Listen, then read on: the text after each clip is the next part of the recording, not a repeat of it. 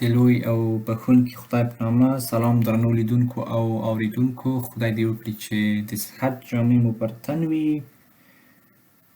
یو ځل بیا ښه راغلاست زموږ نننۍ ویډیو ته.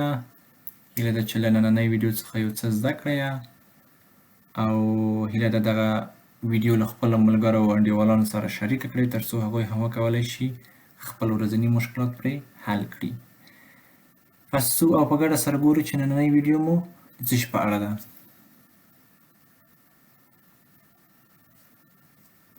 A1 Lektion 11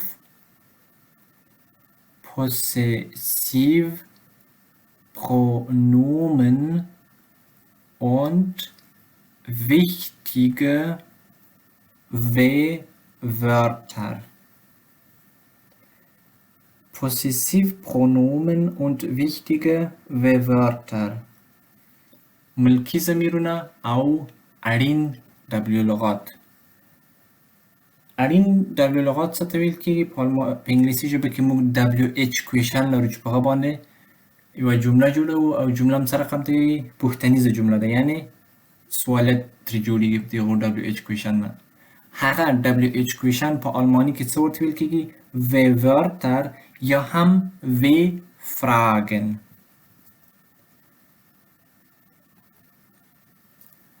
Possessivpronomen ملکي ضمیرونه د ich دپاره کوم ملکي ضمیر دی؟ mein، زما. مثلا که چیرې زه ویم چې زما کتابچه، زه نه یم چې ich heft بلکې mein heft، زما کتابچه. او د دو دپاره dein، ستا. د هغه نر دپاره sein، د هغه بېځانه دپاره sein یا هم اس.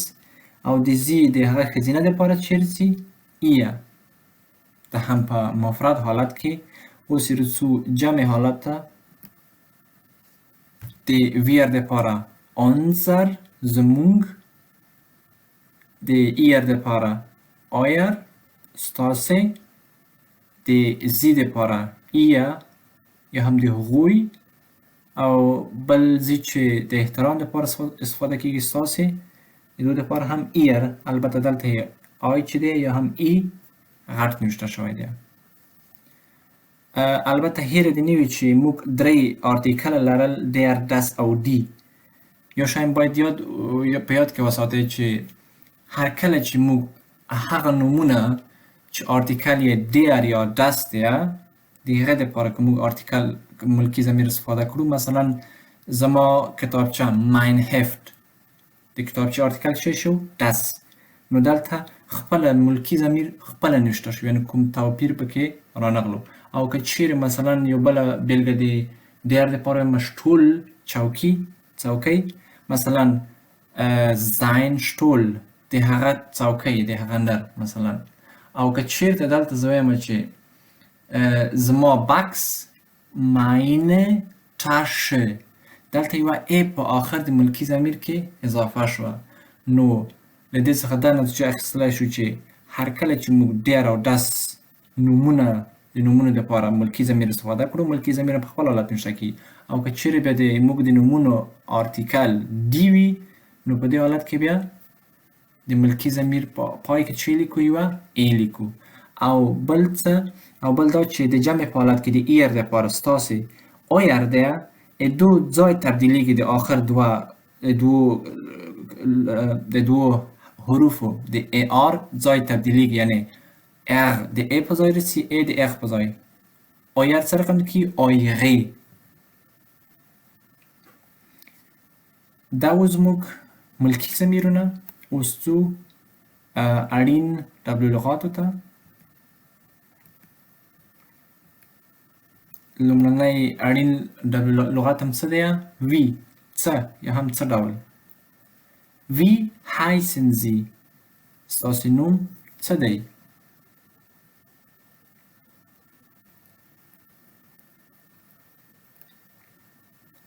was، څه. Was ist dein Beruf؟ ستا دنده څه ده؟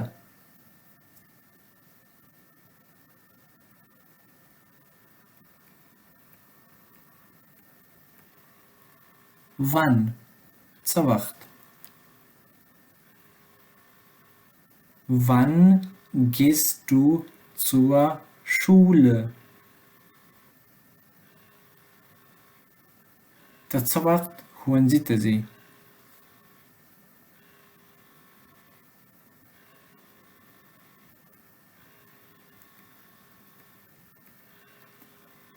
woher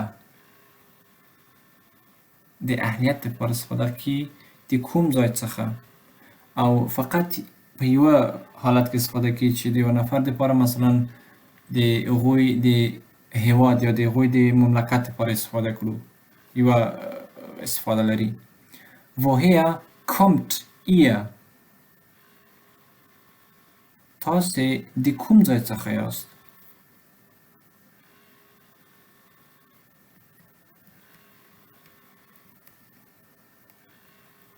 wo چرته یا هم چیرې wo wohnt فرید فرید چرته اوسیږي؟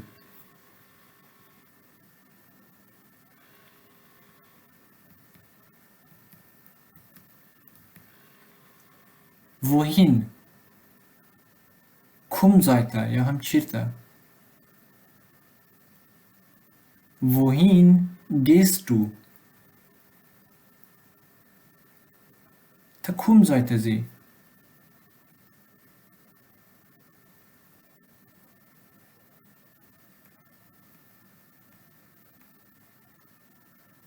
warum ولې warum lernen Sie Deutsch تاسې ولې آلماني زده کوئ؟ البته دلته یوه یر راڅخه هیره شوې ده هیله ده چې دغه اصلاح کړی warum lernen Sie Deutsch تاسې ولې آلماني زده کوئ یا هم آلماني ژبه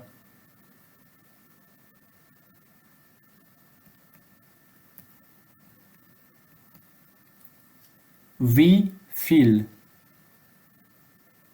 څومره wie viel kostet das د دې قیمت څومره دی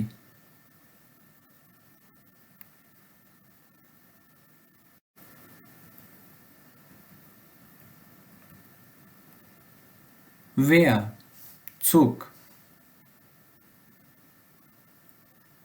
wer sind Sie تاسې څوک یاست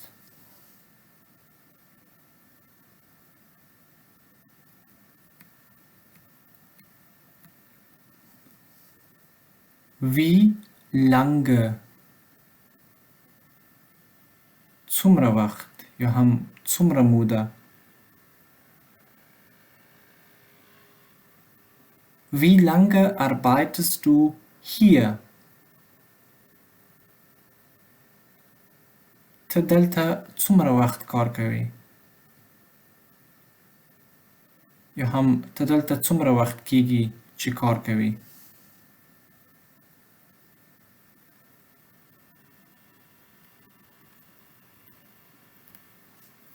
welch یا هم welch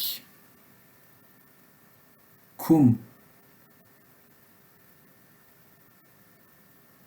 welche Farbe mögen Sie welche Farbe mögen Sie کوم رنگ مو خوښیږي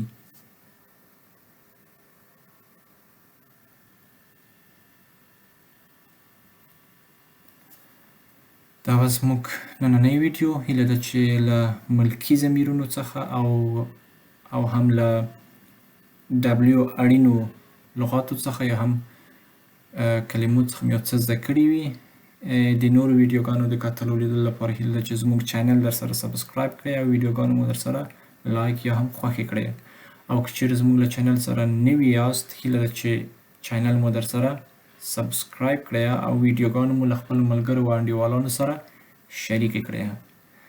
تر بیا چې زه ستاسو په درانه چوپړ کې حاضرېږم تاسو په لوی او بښونکي خدای سپارم. تر بیا ښې چارې.